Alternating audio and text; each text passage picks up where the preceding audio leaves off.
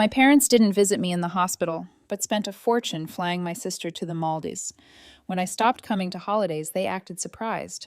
The hospital smell still haunts me sometimes. That specific combination of disinfectant and cafeteria food that seeps into everything. I spent 11 days breathing it in after the accident, staring at white walls, while my phone stayed mostly silent. 11 days is a long time to lie there with a shattered femur, 3 broken ribs, and a concussion, wondering if your parents will show up. They never did. My name is Erica, and I'm 29 now. This happened 3 years ago, but the wound feels fresh every time I think about it. I've been living in Portland for my job as a graphic designer, about a 4-hour drive from my hometown of Sacramento, where my parents still lived. The accident happened on a Tuesday morning. Some guy ran a red light and T-boned my car on the driver's side. I remember the sound of metal crumpling, the airbag exploding in my face, and then waking up in the ambulance.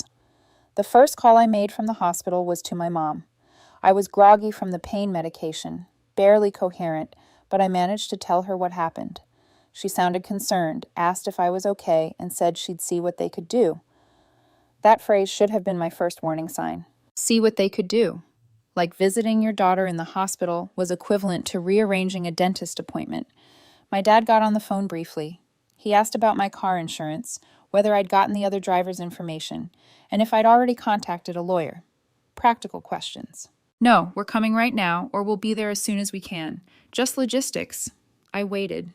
Day 1 passed. My coworker Emma came by with magazines and snacks. Day 2, my best friend Marcus drove down from Seattle, a 3-hour trip, to sit with me for an afternoon. Day 3, my manager sent flowers. Day 4, the woman from the apartment next to mine, someone I'd maybe spoken to twice, dropped off a care package. Still no parents. I called again on day 5. My mom answered, and I could hear the television in the background, some home renovation show she loved watching. Hey, sweetie, how are you feeling? Better, I guess. The pain is pretty bad still. They might need to do another surgery on my leg. I paused, waiting for her to volunteer something. Anything. I thought you guys might have visited by now. There was a long silence. The TV volume decreased. Erica, honey, you know how it is. Your father's back has been acting up, and I can't leave him alone when he's like this. Plus, we're planning something special for Madison's birthday next month, and we've been so busy with arrangements. Madison, my younger sister, 25, freshly graduated from business school and the permanent center of my parents' universe, 3 years younger than me, a lifetime ahead in their affections. Mom, I was in a serious accident. I almost died. Don't be so dramatic. The doctor said you'd be fine. You're young and healthy. You'll bounce back in no time. That conversation lasted maybe 5 more minutes before I made an excuse to hang up. I lay there in that hospital bed, watching the IV drip, feeling something inside me crack wider than my broken bones. A nurse named Patricia must have noticed my face. She was this older black woman with kind eyes who'd been checking on me regularly. Family troubles? She asked gently. I just nodded, not trusting my voice. Some people don't know how to show up, she said, adjusting my pillow. That says everything about them and nothing about you. I held onto those words like a lifeline. The real gut punch came about 3 weeks after I was discharged. I was back home struggling with crutches, trying to navigate my second-floor apartment and work remotely. My leg was in a massive cast. I couldn't drive and every movement hurt. Emma had been grocery shopping for me, and Marcus was calling every other day to check in. Madison called me one evening, her voice bubbling with excitement. Erica, oh my God, you won't believe this. Mom and Dad are sending me to the Maldives for my birthday. Can you believe it? 2 weeks at this incredible resort. They said it's my graduation present too, since I worked so hard. My stomach dropped. The Maldives. I know, right? The flights alone are like $3,000 per person. They're coming too, making it a family trip. Well, family minus you, but obviously you can't travel right now anyway with your leg situation. Obviously, they're spending how much? I asked, my voice flat.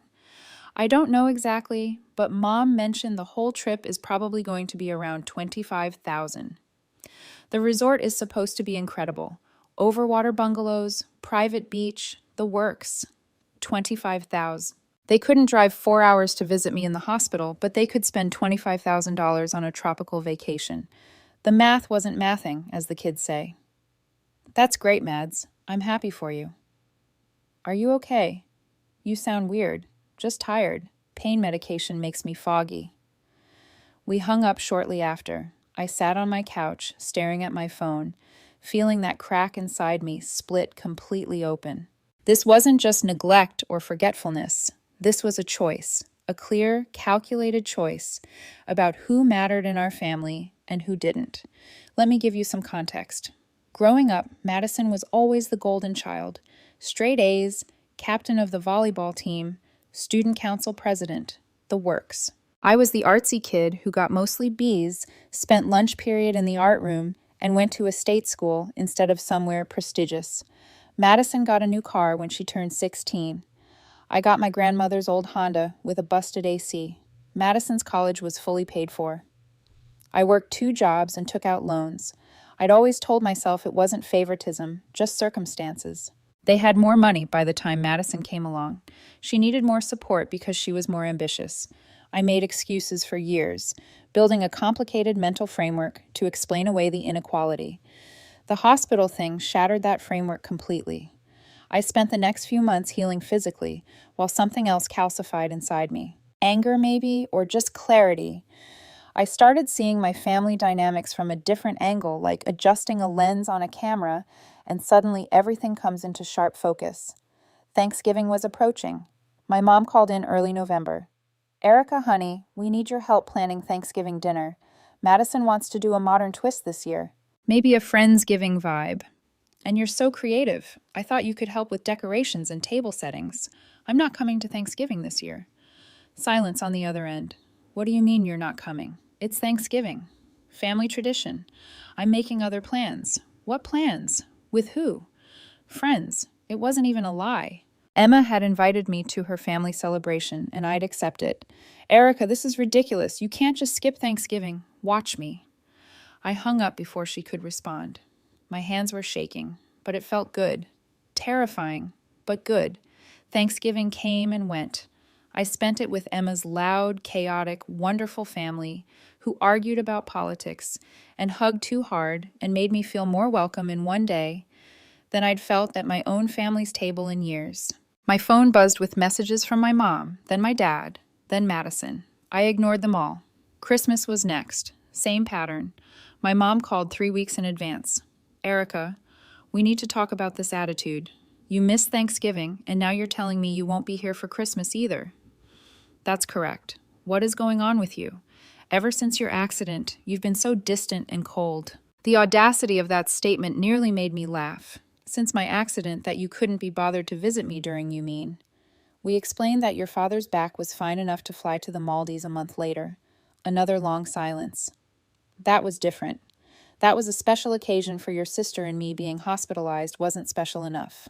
You're being unfair. We had a lot going on. I had broken bones, Mom. I was alone in a hospital for almost 2 weeks. You had friends visiting. Madison told us all about how you had visitors. So they'd been keeping tabs, just not caring enough to be among those visitors themselves.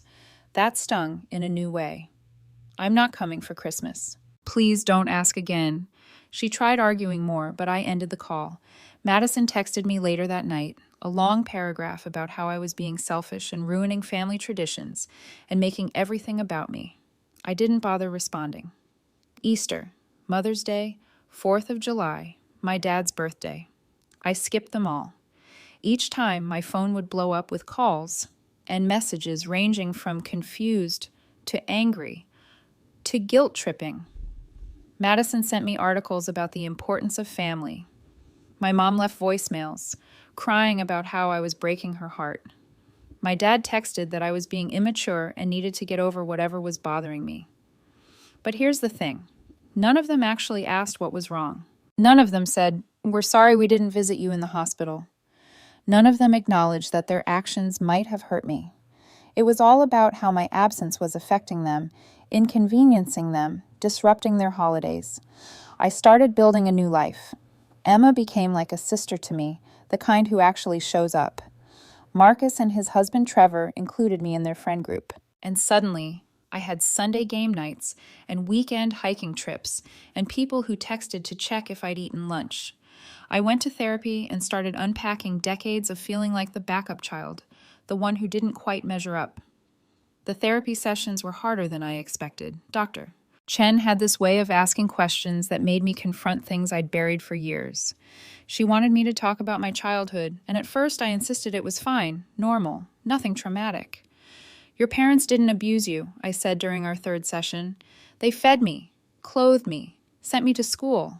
I had a roof over my head. I sound ungrateful complaining about any of this. Emotional neglect is still neglect, Dr. Chen said gently. The absence of something necessary can be just as damaging as the presence of something harmful. I started keeping a journal at her suggestion, writing down memories, moments I dismissed or rationalized over the years. The exercise was brutal. Page after page of small paper cuts that I pretended didn't hurt, like the time in the 8th grade when I won second place in a statewide art competition. My teacher made a huge deal about it, said I had real talent. I came home so excited, holding the certificate and the $50 prize check. My mom glanced at it and said, "That's nice, honey," before turning back to help Madison study for her algebra test. My dad was at one of Madison's volleyball games. The certificate ended up in a drawer somewhere, never framed, never mentioned again, or my high school graduation. Madison had been in middle school then, and she'd had some important volleyball tournament the same weekend. My parents came to my graduation ceremony, but left immediately after to drive Madison to her game 3 hours away. No celebration dinner, no quality time, just a quick "we're so proud of you" before they were gone.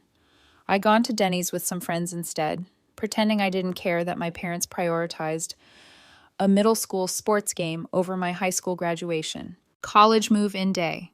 My parents drove me to campus, helped me unload my stuff, and then left within 2 hours because they had to get back for Madison's birthday dinner that evening. My roommate's parents stayed for most of the day, took us out to lunch, helped us set up our room. I watched them interact with their daughter and felt something twist in my chest that I couldn't name then. Envy, maybe, or grief, or something I'd never had. Writing it all down made the pattern impossible to ignore. These weren't isolated incidents. This was the entire architecture of our family dynamic. Madison was the sun, and the rest of us were planets in orbit around her. The worst part was realizing that I participated in my own diminishment. I'd learned early to make myself small, to not ask for too much, to be low maintenance. Being the easy child felt like the only way to earn love in a household where attention was a finite resource already allocated elsewhere. Doctor. Chen asked me once what I would tell my younger self if I could go back. I'd tell her she deserved better, I said. And then I cried for 20 minutes straight. Emma noticed the changes in me. We were having coffee one Saturday afternoon when she brought it up. "You seem different lately," she said. "Lighter somehow, but also sadder." Therapy is making me face things I've avoided forever. Is it helping? I thought about it. Yeah, it hurts like hell, but yeah. Emma reached across the table and squeezed my hand. "For what it's worth, I think you're incredibly brave. Most people just keep swallowing poison and calling it medicine." That image stuck with me. How many years had I spent swallowing poison, convincing myself it was nourishment? Around this time, I started noticing things about my friendships that I'd never paid attention to before. The way Emma always remembered my favorite coffee order. How Marcus would send me articles about things I'd mentioned being interested in weeks earlier. The way Trevor saved me a seat at game nights without me having to ask. These weren't grand gestures. They were small, consistent acts of consideration. They were paying attention. They were showing up. I'd spent so long thinking love meant blood relation and obligation. It never occurred to me that real love might look like someone remembering you like dope milk in your latte, or texting to make sure you got home safe, or canceling their plans to sit with you in a hospital. I also started dating around this time. His name was Ben, an urban planner I'd met through Marcus at a dinner party. He was funny and kind and refreshingly straightforward about his interest. We took things slow, which I appreciated given everything else I was processing. My birthday came around that first March after I'd stopped attending family events. I didn't expect anything from my parents, and they delivered on those expectations. A text from my mom at 9 p.m. that said, "Happy birthday, sweetie," with a cake emoji. Nothing from my dad. Madison posted a throwback photo of us as kids on Instagram with some generic caption about sisterhood, but she didn't actually text me directly. Meanwhile, Emma had secretly coordinated with my other friends to completely redecorate my apartment while I was at work. I came home to streamers, balloons, a homemade banner, and 10 people yelling surprise. They made my favorite foods, bought me thoughtful gifts, and spent the entire evening making me feel celebrated. Ben, who I'd only been seeing for a few weeks at that point, gave me a vintage art supply kit he'd found at an estate sale. "You mentioned wanting to get back into painting," he said when I teared up. "Seemed like the universe telling me what to get you." Contrast that with my 25th birthday, the last one I'd spent with my family. My parents had taken us all to dinner at a chain restaurant. They'd sung happy birthday, and I'd blown out a candle on the grocery store cake. The conversation had mostly centered on Madison's recent promotion at her internship. I'd gotten a gift card to Target. It was fine, forgettable. The kind of birthday where you're grateful people remembered, but you don't feel particularly special. This birthday, my 26th, surrounded by friends who'd put thought and effort into celebrating me, I felt cherished, seen, valued. The comparison was stark and painful and clarifying all at once. Dr. Chen helped me work through the guilt I felt about being happier without my family. "You're not a bad person for protecting yourself," she reminded me constantly. "You're not obligated to set yourself on fire to keep other people warm." But the guilt was persistent. I'd been raised to believe family came first, always, no matter what. Walking away from that felt like betraying something fundamental. Some nights I'd lie awake wondering if I was overreacting, if I was being too sensitive, if I should just suck it up and go back. Then I'd remember the hospital, the 11 days of hoping they'd walk through that door, the crushing disappointment each time a nurse appeared.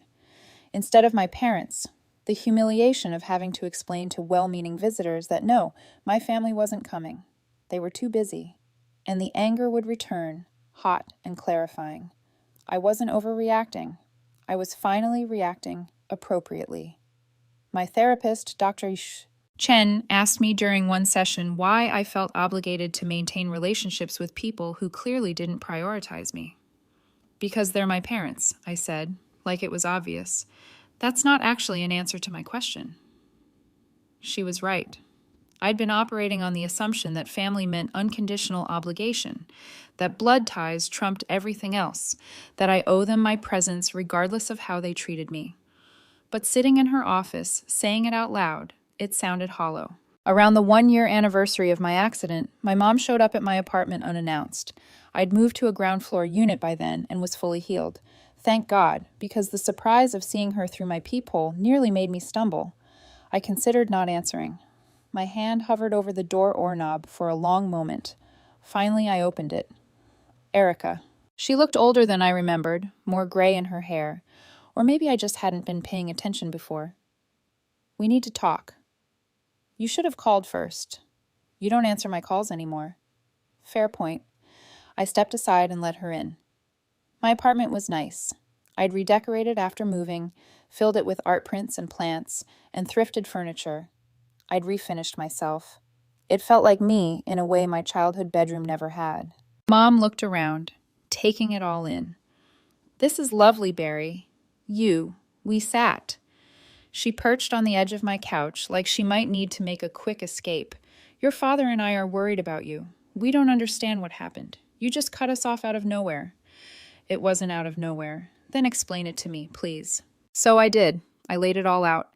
The hospital, the loneliness, the fear, the pain, the phone calls where they made excuses, the mail's trip that happened weeks later, the pattern of prioritizing Madison that I'd finally stopped making excuses for. I talked for maybe 20 minutes straight. Everything I'd been holding in for over a year. She listened. At least she stayed quiet. When I finished, she was silent for a long time. "We didn't realize it meant so much to you," she finally said. "I was in the hospital." "I know, but you said yourself you had visitors. Friends came. We thought you were fine." "Did you think I was fine? Or was that just easier than admitting you should have come?" Her face tightened.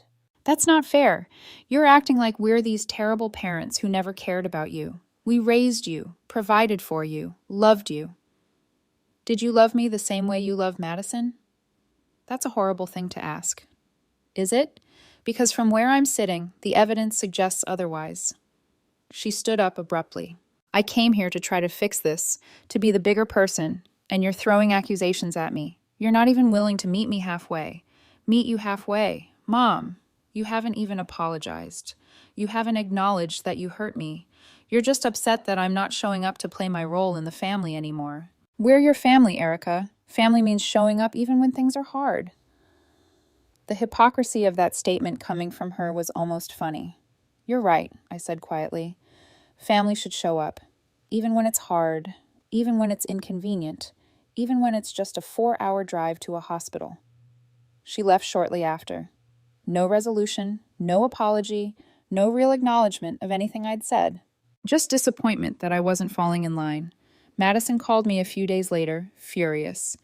Do you have any idea what you've done? Mom has been crying for days.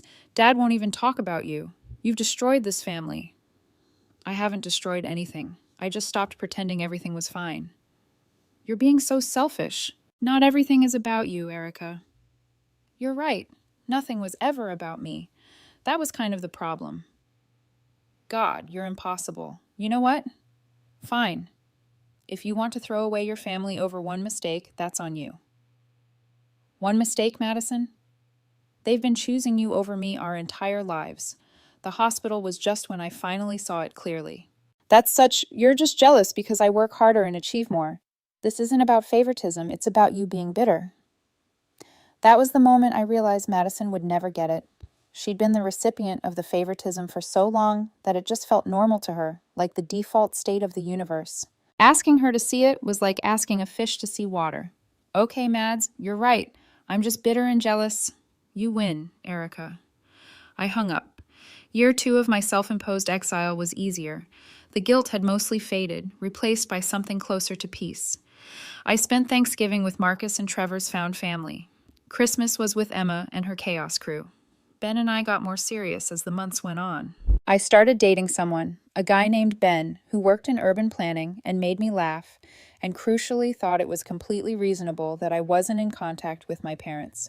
Some people are toxic even when they don't mean to be, he said once over dinner. You're allowed to protect yourself from that. My birthday rolled around in March. I turned 27. Emma threw me a surprise party. 20 people showed up. Friends I collected over the past 2 years. People who genuinely cared about me. We ate too much cake and played board games until midnight, and I felt more celebrated than I had at any family gathering in memory. My parents sent a card.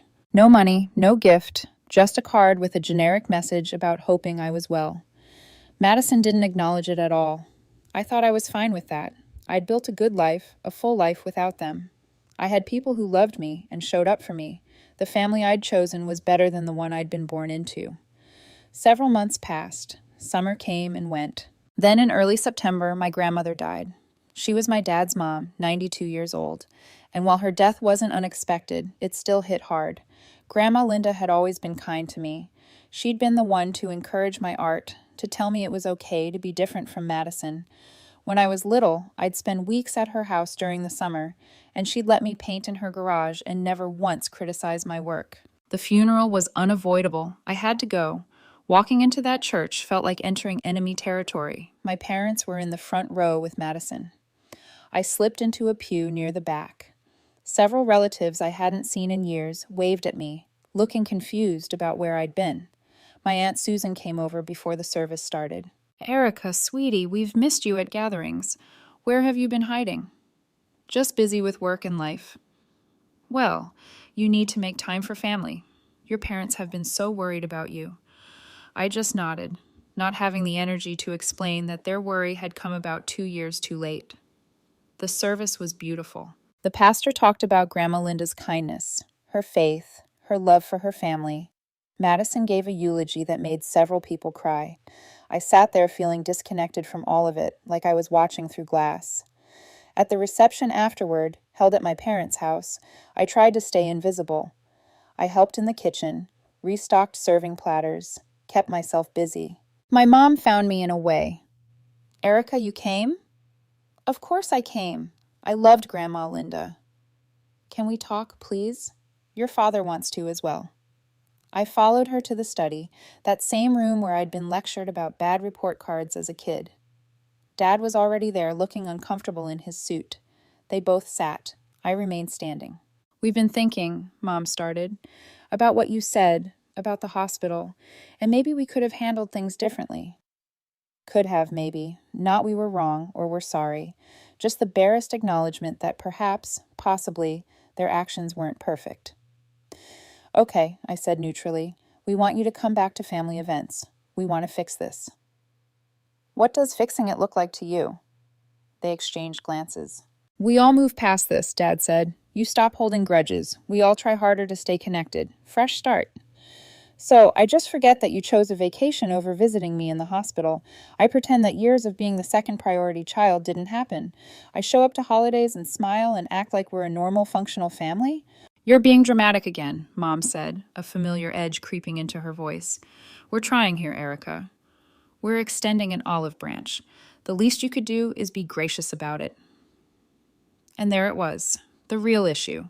They wanted me to come back on their terms without any real change or accountability. They wanted the appearance of a whole family without doing the work of actually repairing what they'd broken. "I appreciate the offer," I said carefully, "but I don't think I'm ready for that." "When will you be ready?" Dad asked. "It's been 2 years." "Maybe never. I don't know." Mom's face hardened. "So, you're going to throw away your entire family over this? Miss watching your sister get married someday? Miss future grandchildren? All because we didn't visit you one time in the hospital?" One time. She said it like it was a singular, isolated incident instead of the culmination of a lifetime of being treated as less than. "It wasn't one time, Mom. It was every time you chose Madison over me. Every time you dismissed my feelings or my achievements. Every time you made it clear that I was the backup child, the one you loved out of obligation rather than genuine priority." "That is not true," she said, standing up now too. "We love you and your sister equally." "Actions speak louder than words. Your actions have been screaming at me my whole life. I just finally started listening." I left the study. Madison caught me in the hallway. "Real nice, Erica, making Grandma's funeral about you and your victim complex." "I didn't make it about anything. They cornered me." "You could have just agreed to come to Christmas. It would have cost you nothing to make them happy." "It would have cost me my self-respect." She rolled her eyes. "You're so dramatic." "Honestly, we're all better off without you at holidays anyway. You just bring everyone down with your dark cloud energy." That should have hurt. A few years ago, it would have. But standing there looking at my sister, who'd benefited from favoritism her entire life and couldn't even see it, I felt nothing but pity. "Take care of yourself, Madison." I left. The drive back to Portland gave me time to think. I'd been hoping somewhere deep down that they'd surprise me, that they'd give me a real apology, acknowledge the hurt they caused, show some willingness to change. Instead, they'd confirmed everything I already knew. They wanted me to come back and play my role in their family narrative, but they had no interest in examining why I'd left that role in the first place. The weeks after Grandma's funeral were strange. I felt like I'd closed a door I'd been holding slightly ajar for almost 2 years. That conversation in the study had been my final test, and they'd failed it completely. There was grief in that, even though it wasn't a surprise. I found myself thinking about Grandma Linda a lot. She'd been the only one who seemed to notice the imbalance. Once, when I was maybe 14, she'd pulled me aside during a family gathering. "Your parents don't see it," she'd said quietly, watching my mom fuss over Madison's latest award. "But I do. You're special too, Erica. Don't let anyone make you forget that."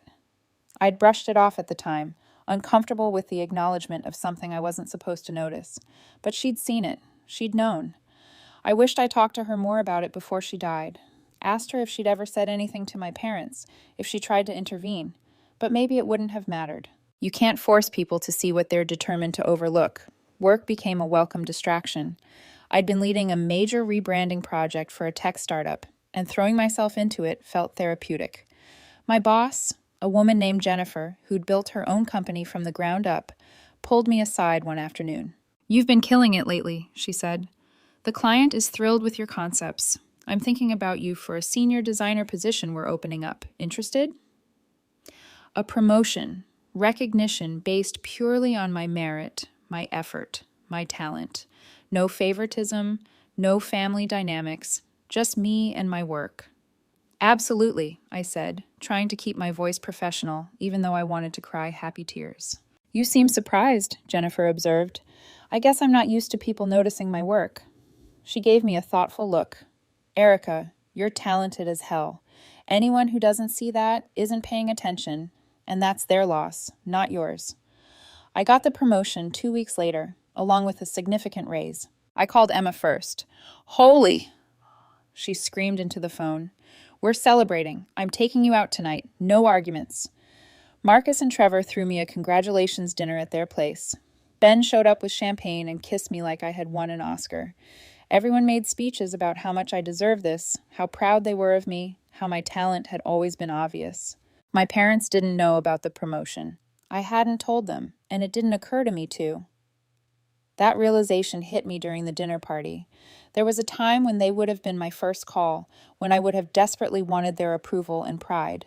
Now, they weren't even in the equation. The absence of that need felt like freedom. Ben and I had been dating for about 6 months at this point, and things were getting serious. He'd been patient with me, understanding about my family situation without trying to fix it or minimize it. One night, lying in bed after celebrating my promotion, he asked me something unexpected. Do you think you'll ever reconcile with them? I stared at the ceiling, considering. I don't know. Part of me wants to believe they'll have some magical revelation and become different people, but that's not realistic. They are who they are. Would you go back if they apologized? Really apologize? I mean, an apology would be a start, but it couldn't just be words. They'd have to actually change. Show me consistently over time that they valued me, that I wasn't just the child they checked off a list. I turned to look at him.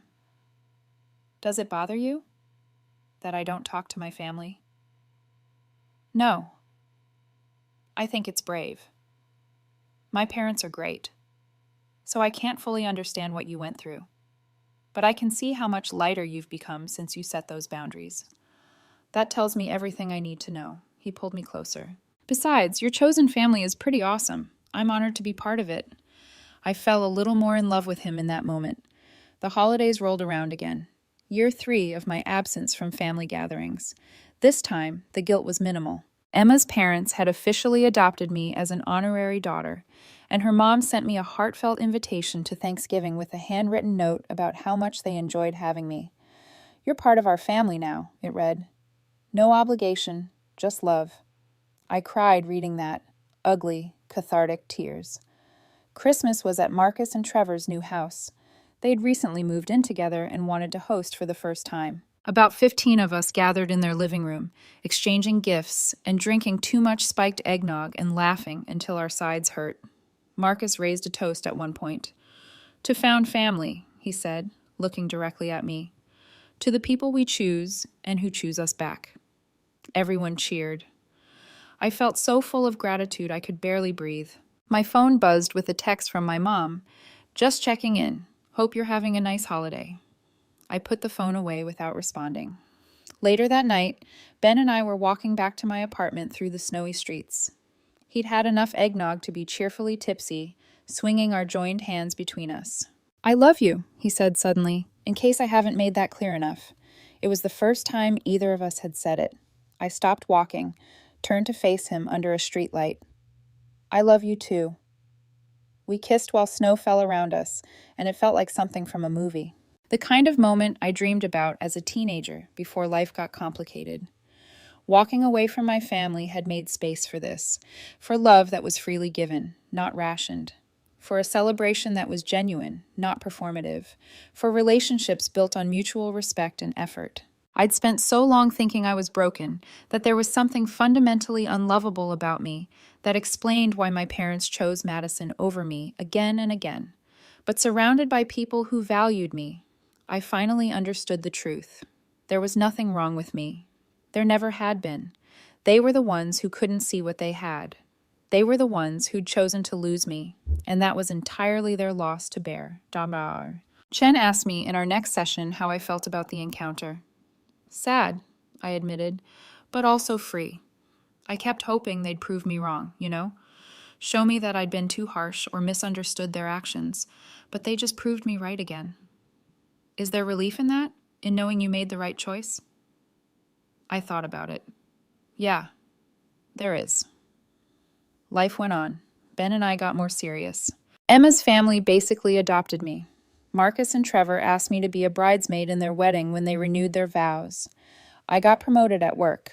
My art started selling online, a side business I developed during recovery. I built a life I was proud of, surrounded by people who chose me every day. My parents send cards on holidays now. Generic ones, the kind you buy in bulk. Madison got engaged 6 months ago.